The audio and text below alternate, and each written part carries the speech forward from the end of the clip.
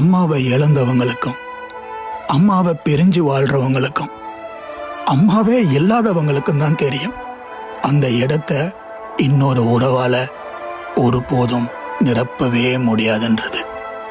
நம்மகிட்ட எல்லாமே இருந்தோம், நம்ம அம்மா நம்ம கூட இல்லாம இருந்தா நம்மகிட்ட எதுவுமே இல்லாத மாதிரி ஒரு ஃபீல் இருக்கும். சில பேருக்கு அம்மாவே எல்லாமுமா இருப்பாங்க, அதெல்லாம் ஒரு பெரிய பாக்கியம். சில நேரங்கள்ல யாராவது நம்மளை பார்த்து நீ உங்க அம்மா மாதிரியே இருக்கேன்னு சொல்லுவாங்க. நம்ம முகஜாடையை பார்த்து மட்டும் சொல்றாங்கன்னு தான் நாம நினைப்போம். ஆனா அம்மாவுடைய குணாதிசயங்கள் சிலவற்றை அவங்க நம்மகிட்ட பார்க்கறாங்க. நாம எத்தனையோ அழகான மனிதர்களை வாழ்க்கையில சந்திக்கிறோம், பார்த்து பிரமிக்கிறோம். ஆனா அம்மாவோட சின்ன வயசு போட்டோவை நம்ம பார்த்துட்டான்னா எல்லாமே தோற்று போயிடும். அம்மா கையில இருக்கிற அகப்பை காம்பும் விளக்குமாறும் போர்வாளும் செங்கோலும் மாதிரி தான் தெரியும்.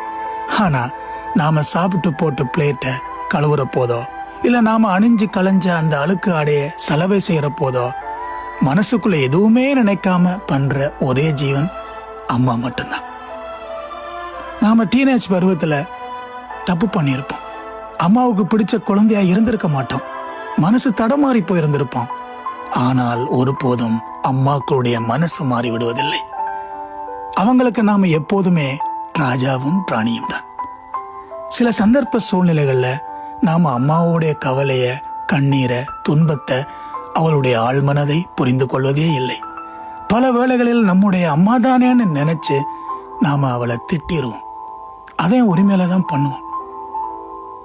அம்மான்னு கூப்பிடுறதுக்கு இப்போதும் வாய்ப்பு இருக்கிறவங்க தயவு செய்து அந்த உறவை, பாசத்தை, உணர்வை கெட்டியா பிடிச்சுக்கோங்க. எல்லா அம்மாக்களுக்கும் அந்நியர் தின வாழ்த்துக்கள். ரொம்ப ரொம்ப நன்றி.